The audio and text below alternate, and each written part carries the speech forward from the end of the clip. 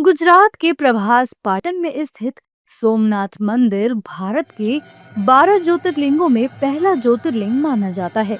ये मंदिर सिर्फ एक धार्मिक स्थल नहीं, बल्कि हजारों साल पुरानी भारतीय सभ्यता, विश्वास और संघर्ष की कहानी भी है। और साल 2026 में सोमनाथ मंदिर पर मुस्लिम आक्रांता महमूद गजनवी के हमले के 1000 साल पूरे हो रहे हैं। दरअसल जनवरी के साल 1026 में महमूद गजनवी ने सोमनाथ मंदिर पर आक्रमण किया था। उसका उद्देश्य सिर्फ लूट या आस्था नहीं, बल्कि इस धार्मिक प्रतीक को नष्ट करना था। साल 2026 के जनवरी महीने में इस घटना के 1000 साल पूरे हो रहे हैं, जबकि 11 जनवरी को पीएम मोदी इस मंदिर में भगवान के दर्शन के लिए आएंगे। पीएम मोदी ने सोशल मीडिया पर सोमनाथ मंदिर पर आक्रमण के 1000 साल पूरे होने पर लेख भी लिखा और मंदिर के इतिहास को याद किया। अब इस मंदिर के 1000 साल पूरे होने पर नेताओं की प्रतिक्रिया भी आ रही हैं। देखिए, जिस तरीके से मुस्लिम आक्रांताओं ने सनातनी सभ्यता और सनातनी संस्कृति के जो बड़े पिलर्स थे उनको मिटाने की कोशिश की, उसके बावजूद भी सनातन कभी झुका नहीं।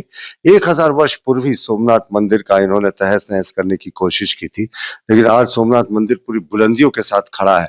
और इसी तरीके से इन्होंने राम जन्मभूमि पर भी तोड़फोड़ करने की कोशिश की थी। आज रामलला फिर से वहां बहुत अपने बड़े महल में विराजमान है।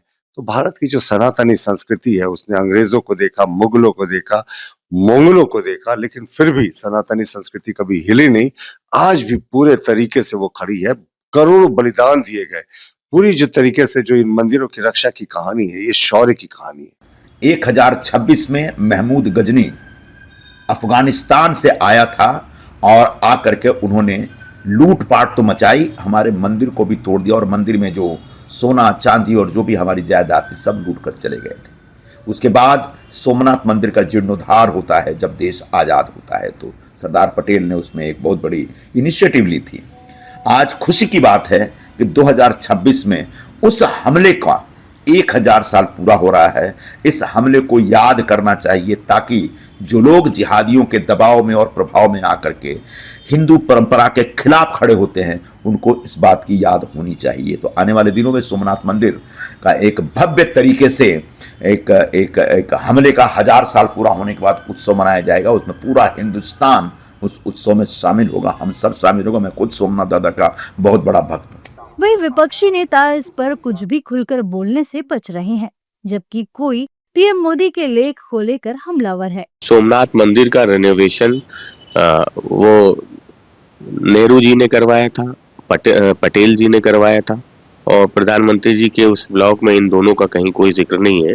और बाकी सारी चीजें वो इतिहास में भी दर्ज हैं, वो तत्व हैं सामने जो प्रधानमंत्री जी ने लिखी है। हमें उन पे कोई टिप्पणी नहीं करनी। हमें लगता है कि प्रधानमंत्री ने जो कहा है कि आस्था में सृजन की शक्ति होती है, तो वो अपने अंदर भी प्रधानमंत्री इसे समाहित करने का काम करें। देश के करोड़ों लोगों ने उन्हें वोट दे करके प्रधानमंत्री के पद पे नवाजा है, तो देश के करोड़ों लोगों के प्रति वो सृजन का भी काम करें। सिर्फ चंद लोगों के प्रति सृजन का काम करके देश के आधी आबादी से अधिक को रोजगार के लिए दर दर भटका रहे हैं। तो प्रधानमंत्री जो कह रहे हैं वो अपने आप में समाहित करे, तो हमें लगता है कि अच्छी बात होगी।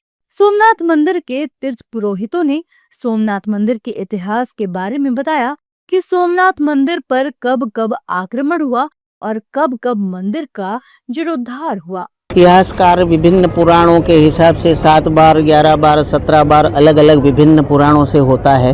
लास्ट अटैक 1026 में हुआ। बाद में छोटे छोटे रजवाड़ों ने अपने हिसाब से थोड़ा थोड़ा सोमनाथ का देवालय बनाया, फिर वापस डिस्ट्रॉय हुआ। उसके बाद 1947 में सरदार वल्लभ भाई पटेल ने यही संकल्प करके मंदिर बनवाया।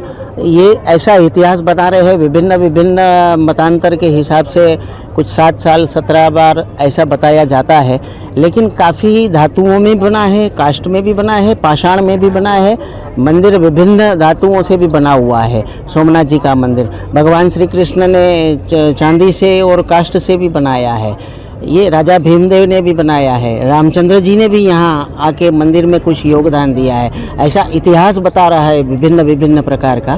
तो भगवान, लेकिन एक बात सही है, सब बात का एक ही निचोड़ मेरे ख्याल से होता है कि सनातन की ताकत इतनी है कि आज भी हमारे सामने 2026 में भी दैदीप्यमान मंदिर खड़ा है। वो सनातन धर्म की एक आस्था का केंद्र है और विश्व का है। यहाँ आदमी रोते आता है और हंसते जाता है। 1000 साल बाद भी सोमनाथ मंदिर का अडिग रहना ये बताता है कि बुरे इरादे वाले लोग आज इतिहास के पन्नों में दफन हो गए हैं, लेकिन आस्था का प्रतीक सोमनाथ का मंदिर आज भी जस का तस खड़ा है। 11 जनवरी को पीएम मोदी यहाँ आकर पूजा अर्चना करेंगे और देशवासियों को एक